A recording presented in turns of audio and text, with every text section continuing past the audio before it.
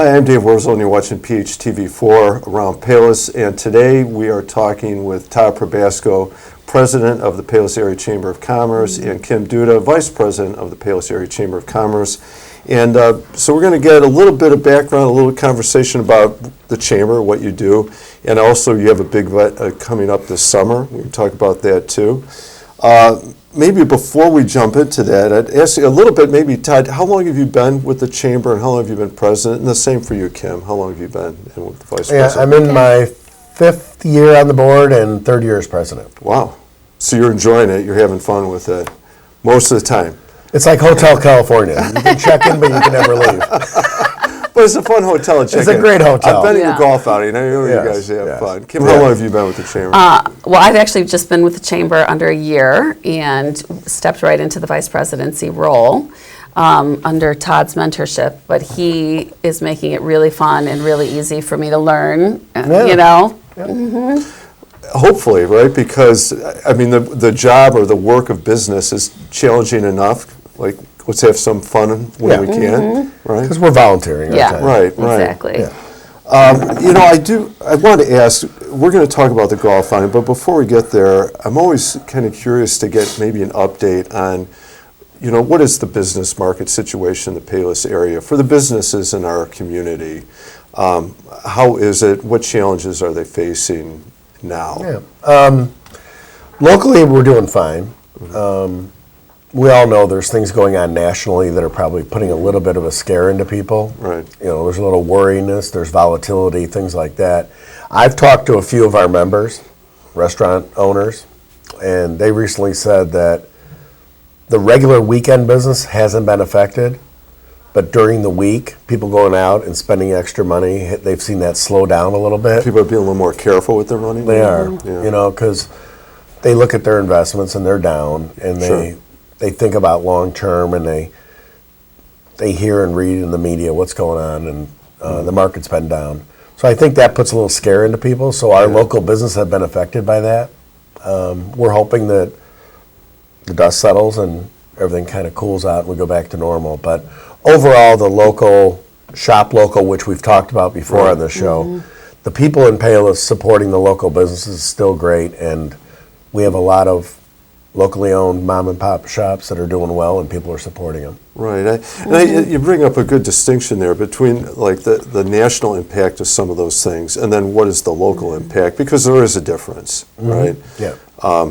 You know, the price of groceries or the price of product that people carry on their shelves, some of it might be impact, but a lot of it may not be, actually. Is that... Depends what they sell. If they're selling imported goods, I talked to one person who sells retail, and he had to make a decision. Is he going to stock up and carry more inventory to worry about what prices could be a few months from now or not? And he made the decision to stock up on inventory just to protect his interest. Okay. So those are all those affect the local people. For sure. Yeah. For sure. So, I mean, maybe that kind of, maybe the Palos Area Chamber becomes even more important now.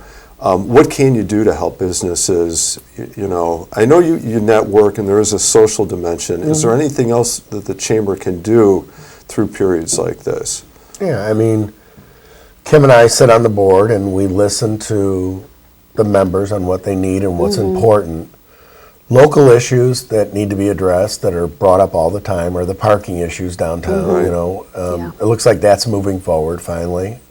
The house got demolished behind Capri, and hopefully that moves on, because we know we have a parking issue. Right. We have the businesses that draw the people, but then they have nowhere to park. Right. You know, we have a TIF district now going on with making improvements to the retail up and down Harlem. We love that idea. The city's doing that. But besides that, the city services and the local environment that we live and work in, I think is top notch. Yeah. I mean, Palos is a great place to live. Yeah. Kim sells real estate. You know, I don't know. It's just it's an opinion, not a fact. But it seems like there's 10 buyers for every seller for the Palos area, right? There's such a demand for people wanting to live here because of what a great area we have. Right. Yeah, the Palos community has so much to offer people that there is such a high demand. So the market, however the market is doing, if someone has a home in Palos that's priced right, that's desirable, it will go very, very quickly because our community has so much to offer between all of our local businesses, our sports programs, our school systems, that people always want to get into Palos. That's good to know that there is still a lot of positives out there, Yes. tremendously. Yes. And I think you mentioned a couple other, for the local businesses, in terms of, the parking project maybe moving forward. Certainly the business district, with the revenue that can generate to create improvement projects in that area. Yeah. Yeah, a lot of big positives going on. So let's kind of turn back to can you give us an example of some of the events that the Chamber has throughout the year, whether for businesses or are more social in nature? Well, we just had our St. Patrick's Day party in March. That was really fun. Great event every year. turnout. Every year we get a lot of people out. Yeah. Winter's coming to an end. Yeah. St. Patrick's Day is always big in Chicago. And this year, we have it every year at Franklin's. He's a great member and supporter of the Chamber, Mike Coogan. But this year we added a photo booth. Yeah. And like when you go to a wedding and you put on the gear and get your photo Yeah. taken, we had individual and group photos going on. Are there some blackmail photos coming out of that? I hope not. But that added to it, and then we're going to have him at the golf outing also because sometimes you get so busy at a golf outing, Right. the photos become secondary, and you want to have photos of people at the event to be able for them to have and also for future marketing. So St. Patrick's Day, we get involved usually in the parades, which is 4th of July, and then Fall Fest in Palos Park. And our big event is the golf outing, and then we have our Christmas party and installation dinner at the end of the year. Okay.